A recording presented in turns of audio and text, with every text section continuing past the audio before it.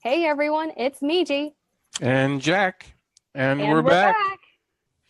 Yeah, so here we are in the middle of December. It's kind of hard to believe that this has come so quick, and it's kind of tax 2018 is right around the corner. So we have a very special guest with us today. Yeah, so Um, everyone, please welcome tax and financial expert Abby Eisenkraft, CEO of Choice Tax Solutions. She's here with us on the show today. Abby, please say hello. Hey, everybody. So glad that you joined us today. We're going to have some terrific information. Awesome. And everyone, in case you didn't know, Abby is an enrolled agent, speaker, and author, and she protects taxpayers from the IRS. She's going to share with us some of her best year-end tips that's going to put more money back in your pocket for you. And we're going to get educated today and make sure that none of us end up with a tax problem. So, yeah, so if you're watching and you have any questions for Abby, please type them in the box below. Also, if you could let us know where you're calling in from and maybe what industry you're in. Yep. And if anybody is self-employed, I'd be happy to give some tips too. So write us in and let us know if you are, and we'll be sure to concentrate on that for you. That sounds good. And anybody, if you can give us some likes as we go through, I think that we would appreciate it. So, Abby, what do you have for us today? Okay, well, we've got half a month left. So let's talk about some things that we can do to make for a much better 2017 filing. So with only 2.5 weeks to go, if we want to make some donations, they can make a real difference on our tax return. They're deductions, not credits, but still, it's a great thing to do. So if you are doing a monetary deduction, you have to have proof. The IRS wants substantiation for everything that we do. So make sure that you have that canceled check or the credit card receipt, some kind of proof that you made the donation.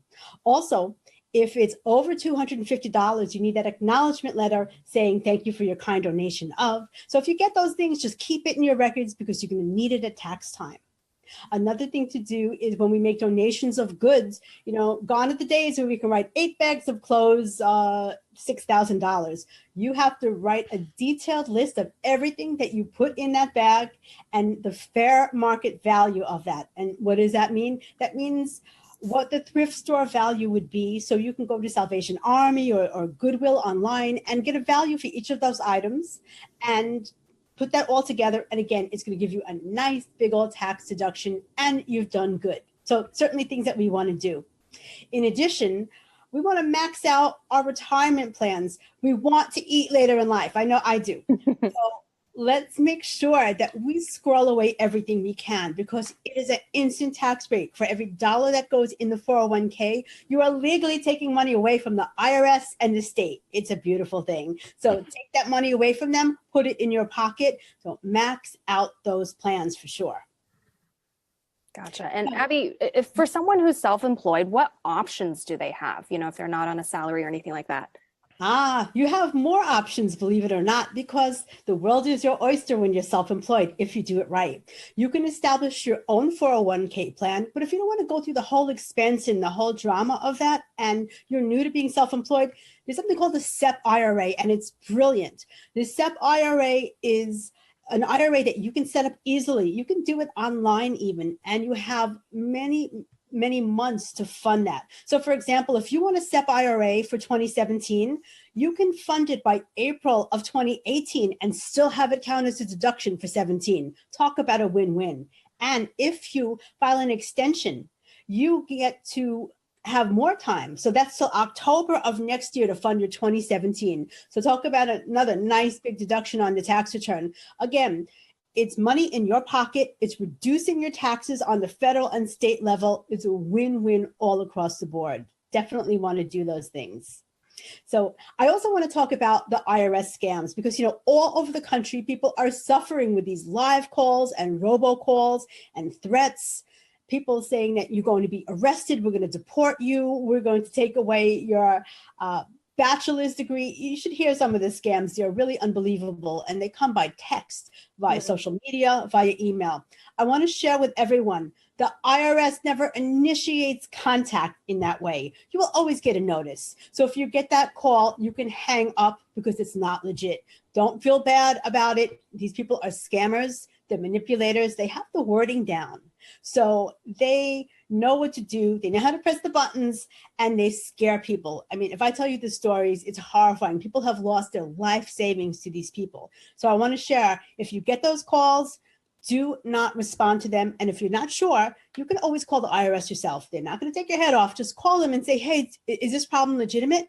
And when they tell you no, you're going to sleep better at night. For sure. Do we have any questions? Let's see. Do we have any questions? And also, if you happen to be just tuning in, we're chatting with Abby right now about some best practices for year-end tax moves. Let us know where you're from, you know, what industry you're in, if you're self-employed, or maybe if you're just doing a side hustle right now, but you have a full-time job. She'll be here happy to answer any questions that you have. But Abby, yep. I'm curious, are there any like telltale signs for scams? Like if you happen to be on the phone or someone knocks on your door, is there just like a dead giveaway that you know right away? Well, yes. And that's if you've never had a problem and no one ever contacted you, then you know. You know, all across the country, there are, you know, every state, people are getting these scam calls. But in certain states, there are people dressing up that look law enforcement. They have like a trooper's hat and a uniform, but it's not marked. And they have like what looks like a squad car. And they're coming to the door saying the IRS. Absolutely fake. You need to slam the door, break out the pit bulls, and I'm telling you, make them go away. Call police, because they are scammers and they are fake. And you know, it must be a scary thing having like, you know, a man or two men at your door telling you, screaming at you, oh, but you know what? It's not real, and you just need to make them go away. So for anyone who had any question, you can hear I'm from New York, by the way. It looks like we do have a question, actually, Okay. Abby. So Charlene says, how do we claim our home office? Home office. So there's a couple of ways to do home office, and that depends on whether you're an employee or self-employed. If you're an employee, meaning you get a W-2, you can't always claim home office even if you work at home, because it has to be for the convenience of the employer. And if you want to know a little bit more about that, you can either contact me or read about it at irs.gov. If you're self-employed, that's fine. If you do your work there, you might see clients there, or it's the only place that you have to do administrative work. Generally speaking, that home office will be deductible, but it has to be used exclusively for that. So let me give you an example. If you have a separate bedroom and it's set up just as your office, that will pass the test. If it's also when grandma comes over, there's a bed in there and, you know, people can stay and all that, and you Airbnb it sometimes, that fails the exclusive rule. So you're not going to be able to deduct it. Also, if you use your kitchen table or your dining room table and you use it all day for business and you clear it off at 5:15 and make dinner, it's going to fail the test. So you want to make sure that the space passes the test. Maybe there's no doubt you work at home, but the space has to pass the test.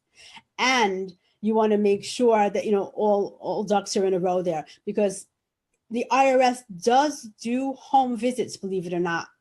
Also, if you want to look at irs.gov, there's something called a safe harbor, which is a easier way to deduct the home office. And there's a lot less drama to that. And, you know, we can actually set up another, if there's interest, we can do another episode just on home office, because there's so much there. Now, Charlene has a follow-up question, and we're wondering, Sure. She wants to know if she can deduct her cell phone and utilities and things like that. Right. So again, assuming she works at home, that is her space where she does her work. I'm assuming she's self-employed from this. If we're not, Charlene, that assumption is wrong, please let me know. But your cell phone is personal use. And if you make a couple of extra business calls using your cell phone, no, it's not deductible. Why? Because you had that phone anyway, and the additional calls cost you no more money. So it would be a separate thing if you had two phones, a separate line, one was in the name of your business. That would pass muster with the IRS. But using your personal cell phone for some business calls, it's not going to fly. I do a huge amount of face-to-face audit, and the time when you want to, you know, you just don't want to be sitting across from the auditor arguing something that is just not going to get by. So always make sure that before you take any deductions, that they absolutely live up to the code and they're going to pass without any question. Gotcha. Nice. And we did have another question from New Hampshire, from Margaret. What are the tax rules for giving gifts and to clients and customers? believe it or not, the limit is $25 per person per year. I'm shocked. It's small, and you know that is not indexed for inflation. So that means that if you send flowers to someone and it's $25, you can deduct $25. If you send flowers to someone and it's $100, you'll be deducting $25. It's the rules. We don't make it up. We have to abide by them, and it's a $25 limit per person per year. Lots of people are upset by that one. That's for sure. Abby, and that's for every state in the country? It's a federal law. Oh my gosh. So, I do want to mention that I have a book called 101 Ways to Stay Off the IRS Radar, and also another ebook called Combat Tax-Related Identity Theft, the workbook. And what I'd like to do is the first person who sends me an email at Abby, that's ABBY, at reallifetaxadvice.com. That's Abby at reallifetaxadvice.com. First person will get their choice of books. So tell me if you want 101 Ways to Stay Off the IRS Radar or Combat Identity Theft, the workbook. That book is about all the steps that you need to take should your identity be compromised due to a tax-related issue. And I handhold and I take you through the steps, and I show you how to avoid identity theft. And you know what? Speaking about identity theft, I do want to mention 3 things to avoid in terms of identity theft. Don't do this at the mall when you go this weekend. The first thing is we don't want to be surfing for coupons using our phone when we're waiting at the register. And why? Because if we use the public Wi-Fi, the cyber thieves can get right in to our phones. They're going to have all of our emails, our banking information, everything. Our lives are on our phones, right? Our pictures. So we don't want to be using public Wi-Fi to get coupons. Go old school if you have to, right? Get some, get paper, print it out first. Stay safe that way. The second tip that we want to do is don't open a credit card in the store. You know about shoulder surfing? Someone standing behind you listening. Oh, your social security number is what? Oh, what's your address? Oh, that is so dangerous. In addition, you have unscrupulous employees. What happens if that person tries to sell your private information when you leave? Or what happens if they don't dispose of it properly? They throw it in the garbage instead of scanning. And lastly, when you see these little kiosks at the mall and we don't know if they're really legitimate, they can be there not to really sell the products. They could be there just to steal your identity. So stay smart, stay safe, and, avoid identity theft at the mall. I'm heading to the mall this weekend. Trust me, Abby, I'm doing none of those things. No, you'll be doing the cards online. You'll be coming with the paper coupons. Here, I printed this out. Mm-hmm. It's just where things are. It's the new normal, as they say. Yeah, gotcha. And we have a question from Deborah. Deborah says, can you address tax on products that we sell to clients? And I think, Deborah, clarify on this if I'm wrong, maybe the difference between what's taxable and what's not, maybe goods versus products or services or anything like that. Right. So what she's talking about is sales tax. Now, sales tax can be state specific. So your best bet would be to go to your state's website. So the Department of Revenue for your state, I'm not sure what state she's in, but every state will have what is taxable and what is not. And it can be like, for example, if you go buy goods, something durable, there'll be a tax on that. But certain surfaces, like for example, in New York, tax preparation is not taxable. So again, it's state specific, and you want to get familiar with your state regulations. And if you sell out of state, there's lots of issues with that. Like, for example, do you have a location in that other state as well? Or do you have what's called nexus? You have no connection to that state. You don't have salespeople in that state. So it's an area of tax which is a little bit of a minefield. So you want to get up to speed on the regulations. And the first place to go is to start with your state. Okay, that's a good one. We had a couple we've had a bunch of people join us, by the way. So we'd like to welcome Sharon and Allison and Alexa and Dawn. Hey, guys. Yeah, nice to have more people join us. Now, Charlene just asks if it is better to claim vehicle mileage or the gas maintenance and car payments for somebody that's self-employed. That depends. Got to run the numbers. So the most important thing that I can tell you, though, is, Charlene, you need to have a log.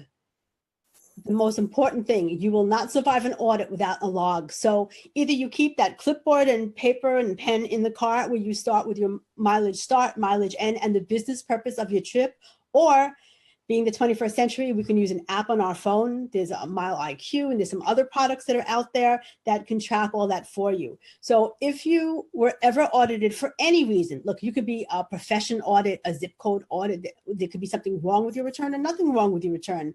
But for any reason, the IRS says we can ask for proof on anything that you put on the tax return.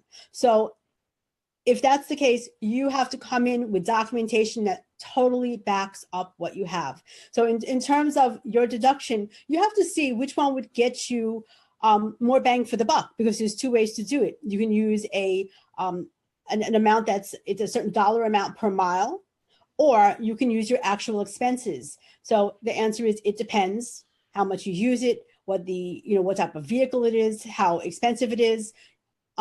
Sometimes using miles is easier in that it's just a flat dollar amount that the IRS gives per mile. And that's why it would be easy to calculate, not running around with all the other receipts.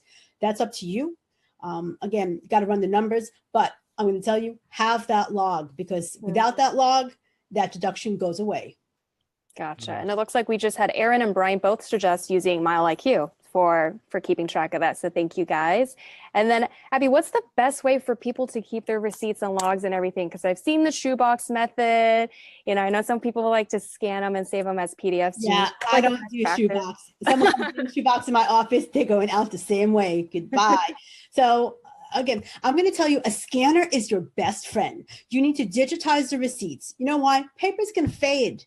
Paper will not be there. And imagine going into an audit with a blank piece of paper and you're going to say, well, see, that laptop was $1,700 when I got it. And the auditor will look at you and say, this is a blank piece of paper. And that's exactly what you'll get. And they'll be disallowed, disallowed, disallowed. So you don't want to be in that situation. So what you do is you digitize your receipts.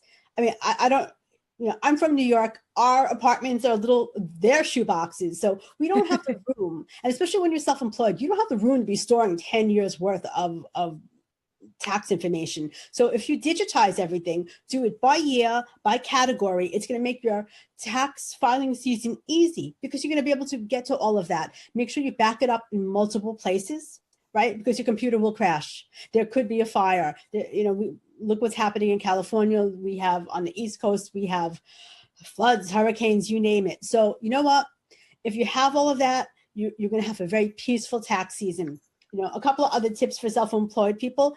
You need to start working on your records now. You don't do it 2 weeks before April 15th. You will never be able to get all your data together. So work on your income, work on your expenses, and you should be doing that throughout the year. Because you're a business person, you should know how you're doing. And if you don't track those things, how will you ever know? You won't know, oh, wow, was last March better than the one before? Is this November good? How did I do this year? If you're not tracking it, you're not taking your business seriously, and you need to. So be it a side hustle or you're full-time self-employed, it's all the same. Be that business person and work on yourself. Absolutely. And for those of you who are 17 Hats users out there, make sure you're, categorizing your expenses and generating those P&Ls. And we do have a sales tax report that you can generate too and just print and then hand it to your accountant if you need to. So make sure you take advantage of that. Definitely. So one other thing we do want to talk about, if you do get hit for an IRS audit, the first thing to do, you have to stay calm and breathe. You're probably going to pass out when you get the notice, but come back and breathe. You're going to survive it. You want to find out what they're looking at. What set them off? It could have been nothing, or it could have been something that just absolutely made no sense. And perhaps travel was extremely high, and it was just rather abnormal for what you do, or just compared to other years, or just for whatever reason. So you want to know what they're looking for and organize everything, because again, going back to keeping your receipts, keeping everything in order, if you put that number on the tax return, you had to have had that information. So again, have that organized so you can not only prepare your taxes, but defend them later on the audit. And if you have everything all in order, you're going to be fine. You're going to walk right out and then you're going to be done. And it's going to be a peaceful thing. I will tell you though, if you're someone who just really can't deal with that, you need representation. It's tough. People take it personally. There's some people that I could never, ever have at the audit. I generally go in place of my client because I can get things done quickly. I can get it done fast, and I have a good rapport with the auditors, and life is fine. A lot of people just take it really personally. So again, have your stuff in order, know what they want, get the representation if you need it, and never come in with a shoebox thinking, I'm going to stall them. That's going to work, because they will just say, you know what? Your books and records aren't in order. Mm-hmm. How did you prepare the tax return with the shoebox? It's over. Mm-hmm. Nice. We did have one question from somebody asking if 17 Hats has a option to attach a scanner and then scan the stuff in. We don't have that, but what you can do is scan it in and then load it into the file section of customer's project. So you'll be able to get that stuff out at any time at the end of the year. We do have a question also from Aaron, who is asking, can you write off vehicle repairs or new tires? It says, I'm self-employed, it's a small business, and I use my husband's vehicle for everything, and except for taking her daughter to the dance classes on the weekend. So my question to you are you logging all of the business miles? And here's how it goes. If you use the miles and you're tracking it that way, well, you'll know exactly what's business and what's not. Again, if you're going to use the actual method where you're going to deduct all of the expenses, like your tires, like your registration, like the gas, things like that, instead of using the flat dollar amount, well, since there's a personal usage amount to it, once you have that mileage, you have to track the business miles and the personal miles. And let's just say it's 60% business. Well, you're going to take that 60% and you're going to apportion the gas. You're going to apportion all of the expenses that you incur, because it was not 100%. Right? So we do have a winner on 101 Ways. So it's Michelle Lester. And Ooh. I would love you to send me your mailing address, because I'm going to get that out to you. And you know what? We also have Margaret from fengshuiconnections.com. And you know what? Let's make it two. It's holiday time. Let's do this. So again, if you would both email me to the same address, your addresses, I will get those books out to you. Wow. Good job, ladies, for jumping on that. And thank you, Abby, right. for the nice offer. Oh, that's great. We have another question. Is it better to have your receipts categorized by month or category for the year, or both? The IRS only wants it by year. So it's a category. They're not going to say, how'd you do in March? No, they want office supplies for the year. They want your rent for the year. So don't make the mistake of doing it by month. A lot of people start out and do it that way. It has to be by year. So you're going to categorize it, and it's going to keep your receipts that way as well. And the IRS is not so concerned with what month you made the money. They want to know by category. So you're going to have your income. You're going to have any returns and allowances, and that'll reduce any income. And then you're going to take your expenses, and then you'll be getting your net income from that number. So again, keep it all by category. Mm-hmm. Nice. Just a reminder, as everybody's looking, if you could just give us a like, we would really appreciate it. And what do you think, Abby? Anything next? You know what? We'd be remiss if we didn't talk about foreign accounts, because that's big in the news now. So having a foreign account is not a problem. So we know that some of our politicians think that they didn't have to report it, and that was, that certainly is rather inexplicable. But here's the deal. It's very normal for U.S. people to be working overseas, and it is very normal for overseas people to come to the U.S. to live. You have to report those foreign accounts, and it's easy. It's thresholds also, so it depends on how much you have.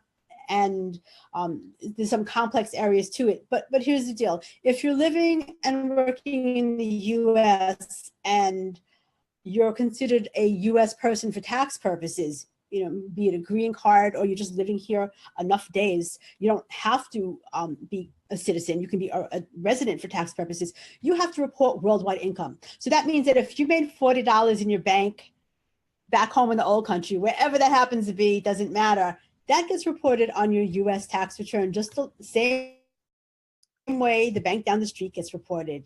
So again, we don't want to fall, we don't want to miss out on these tax laws, because the IRS is spending a lot of resources in this area, meaning time, money, and hiring officers. And the penalties are enormous. We're talking $10,000 minimum on some of these things, with civil and criminal charges. Imagine a criminal charge because you didn't report a bank account. That's a huge boo-boo. So we want to make sure, and actually in 101 Ways to Stay Off the IRS Radar, I talk more about the foreign accounts, but the takeaway here today is that the penalties are huge. Report them. Don't think that you can't. Our politicians thought that they can get away with it, and they couldn't. And even with your smaller accounts, you're going to be on the hook too. So we just want to do it right. Just be careful and report these things. If you don't know how to do it, make sure you work with a tax professional that knows what they're doing in this area. You don't want someone who's just not up to speed on the international. It's a global world now, right? So they have to know. Perfect. And then on the tail of that, Laurel says, what about blockchain investments? Do you only have to report it if you pull out of your blockchain wallet and into US cash? Okay, so in that case, cryptocurrency, Bitcoin, what involves reporting is when we sell, right? So even if you never brought it back to the US and it sat somewhere else, it doesn't matter. So I'm going to give you an example. You bought something, you waited 5 months, and then you sold something. Even if you left it and you never expatriated the money back to the US, that is still reportable. It's a capital asset. And what that means is that it's either going to be a short term, well, if you only held it for 5 months, it'd be short term. And if, say, you held the investment for a year and a half, that would be long term. But yeah, I mean, a lot of people say, oh, Bitcoin and other cryptocurrencies, they can't find it. But we also now are seeing that the IRS is pulling lists from these companies, and they will be coming for you. So be smart and don't join those people jumping off the cliff. Tax evasion. I'm going to say, I don't look good in an orange jumpsuit, and I don't know anyone who does. So do it right. And then you're not looking over your shoulder. Don't invite a tax problem. And certainly tax evasion, you're not going to go down that road. Perfect. And we only have a couple of minutes left. So if you guys have any other questions for Abby, feel free to leave a comment down below. Abby, you've given us so many good tips and tricks for the end of the year. Just wanted to thank you for all of the knowledge and expertise you've been sharing with us. So it's my pleasure again. And you know what? Again, we have lots of cheat sheets and checklists and other things at reallifetaxadvice.com. And again, if you know someone who is the victim of identity theft, or if you just want to learn a little bit more about it, then you need to hop over to reallifetaxadvice.com and pick up the ebook. For less than $15, you're going to learn exactly what to do. And when you are hysterical because you can't file your tax return because someone stole your identity, you will be happy you have the steps to take to get the help you need. Absolutely. It's good to be prepared. And for all of you guys, after we sign off, do make sure that you visit Abby's website. It's reallifetaxadvice.com, shown here on the screen. If you happen to be in the car or whatever, just take a quick screenshot so that later on you can find this information. Her socials are up there too, Facebook, Twitter, as well as email. Do check her out. She does a lot of speaking. She's got some radio shows coming up, and you can find it all on her website. Yeah. Okay, we do have one more question that I think is very relevant if we can do this. And basically, what are the most common tax mistakes that you have seen from small business self-employed? Ooh, this is a good one. I think the biggest one is commingling. And we heard about that earlier. So many people want to do, well, I want to take my internet. I want to take my cell phone. But step back and think about it. Again, it's easy to put on a tax return now, but in 2-3 years when the IRS audits you, you'll be sitting there going, why did I do that? Why did I do that? And I see that every day. So here's the thing. Everyone has internet at home. Everybody. So the fact is that if you use your internet for business too, that's just a little bit more. Does it cost you anything? And of course the answer is no, because it's unlimited. Now, that's different than if you have an office outside of your home and you're paying for utilities there. So if you have an office outside your home and you're paying for internet, well, of course, that would be deductible. But if you're trying to deduct your personal internet, and let me tell you, I've heard every story. I need to watch TV for my business. Right. I'm a model. I need to watch TV. Yeah. I'm an actor. I need to, it's really hard. I'm like, can you really do that with a straight face? Look, it's not going to hold up to audit. And why put that down? Because not only will you have to pay that back in a couple of years, you'll be paying it back with interest and penalties, and you are on the IRS radar. So they'll say, well, you screwed that up. Let's see what else we could find. And do you really want to be on the receiving end? So again, we don't want to commingle. You must keep your business and personal life separate. So that means separate business credit cards from your personal card, separate bank account, business, personal, everything separate, and it will make tax time a breeze. And you're not going to be explaining deposits into your personal account that they're going to say is business. You know, if you get a birthday gift, the IRS is going to go, oh, we see something in this account. Look, of course, you're going to invite that by not keeping things separate and taking it seriously. So, you know, again, business intent. Do you run your business with with a profit motive, and you're showing that you're keeping records and trying to do it right? So that's what they're looking for. Gotcha. And with that, we're right about 30 minutes in. We're going to have to wrap up right now. But Abby, thank you so much for coming on the show with us and just sharing all of your knowledge and expertise with everyone. For everyone who's watching, thank you for asking your questions and joining us today. The recording of this live will stay on our feed. And I know for me, I'm going to go back and rewatch this whole thing and take some notes. So hopefully you guys, if you need to, catch up on any of the things that Abby has spoken about, this will stay on our feed for you to preview. And then, of course, her information is in here as well. We'll post it down in the comments below so you can go check her out. And with that, I think we're going to wrap it up. Happy holidays, everyone. Happy holidays. Thank you so much, Abby. Very interesting stuff and so timely. So timely. Yes. It was my pleasure. All right, everyone, take care now. We'll see you next time. Bye-bye. Bye-bye. Bye-bye.